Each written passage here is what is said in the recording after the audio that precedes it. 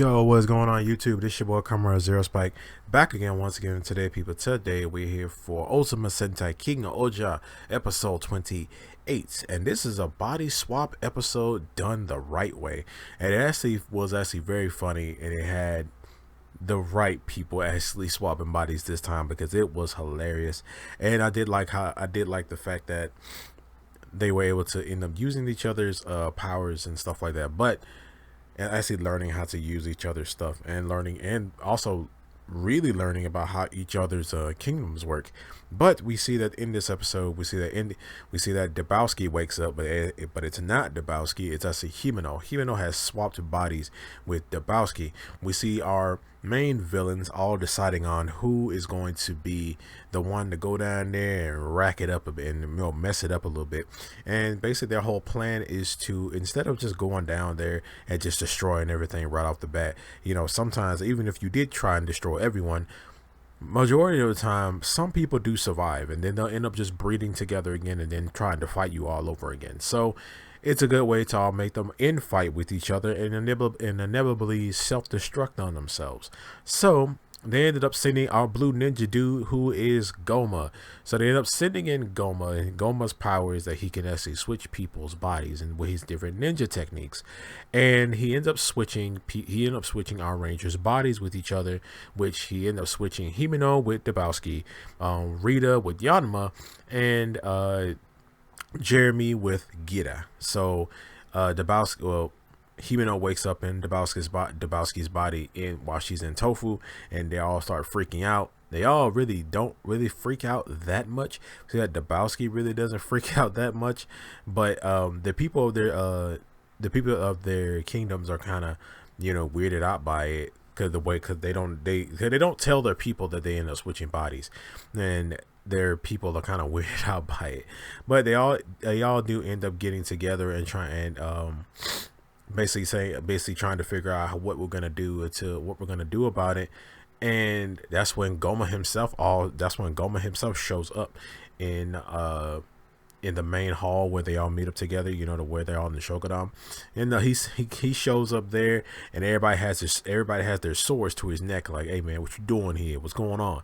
So he basically says that the only way for you to get your bodies back, essentially, is for you to defeat me. And they all try to fight him off, but they can't because they're all discombobulated with the bodies that they're using. So he ends up defeating them, and that's when everyone basically they go off to their own perspective, or their own body's perspective kingdoms, and start running things kind of differently. We see that Himeno in Dabowski's body, she's actually taking all the crops and giving them to Himeno's kingdom. And then when they're also, Dabowski is sending in all the people from Himeno's kingdom to kind of help the farmers and stuff like that. And we see that Rita is walking around in Gestopa, and she's seeing that everybody here is kind of a bunch of freaking delinquents. So she starts arresting people and sending them to her prison. But then Yama and Rita's body sees this, and he's like, hey, he just starts sending people back to Inkastopa, and it's just this big wacky back and forth with these two. And yeah, we also saw Jeremy and Gira talking to the people of Shogunam. We see that some people are concerned about what's going on, and they ask him, are the things that we're fighting like Bugnarok? And then Jeremy and Gira's body is like, nah man, these people in the Bugnarok have no connection with each other. And the woman says that, oh no, we know King Jeremy would never attack us and stuff like that.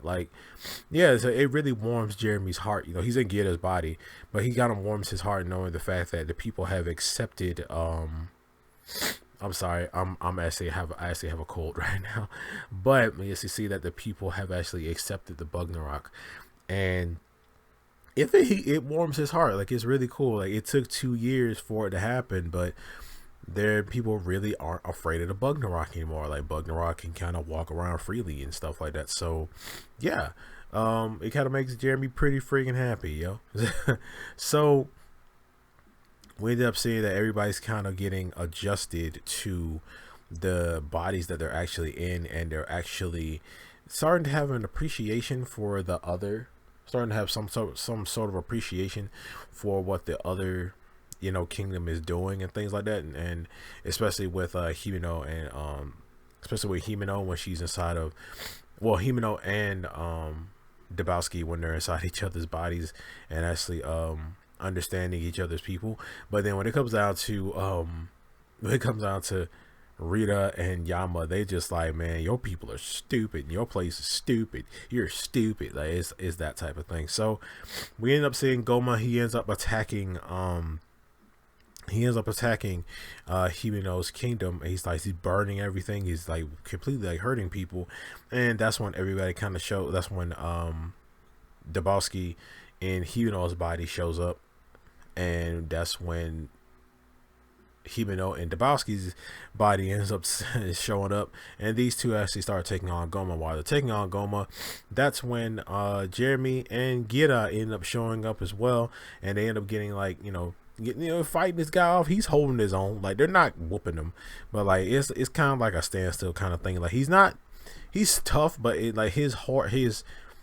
the hardest things about him is like his ninja abilities, like his ninpo abilities, where he's able to like transform things. He's able to switch. He's able to teleport you in front of somebody and switch you. He actually makes Jeremy hit Gira. He's actually, he's got these freaking ninja techniques like down pat, like, and he's able to switch. He's able to change them. He's able to change them around, switch them around, and stuff like that. And he's able to block a lot of their hits and stuff. So he ends up fighting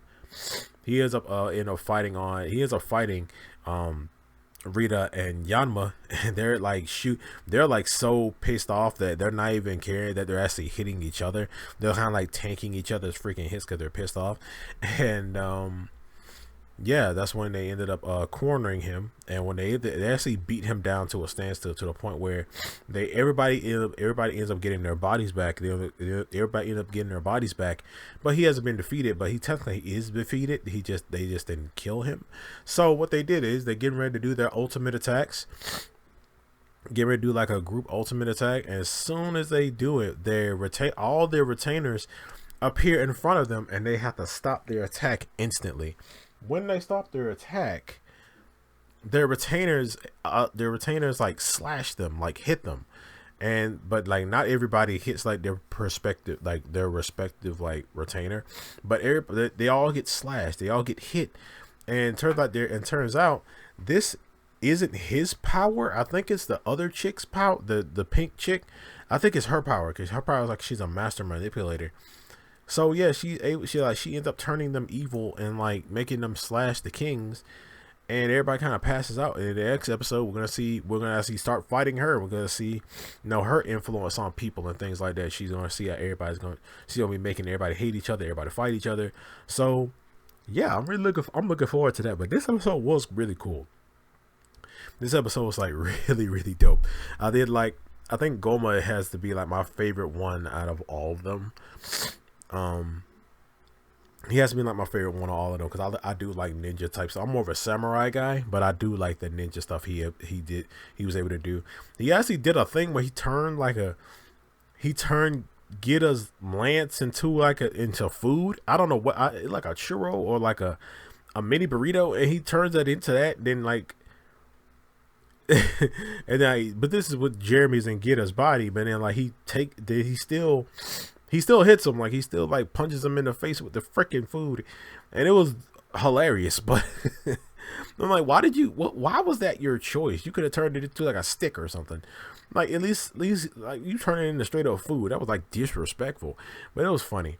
It was really funny. I did love this episode though, but I'm just trying to see what we know the chick's power, but I'm really looking forward to seeing the big dude, like what his power actually is. But You guys, let me know down in the comment section below what you guys think about this episode of Ohsama Sentai King-Ohger. Make sure to like, share, subscribe, hit that notification bell. Remember, as I always say, guys, stay henshined.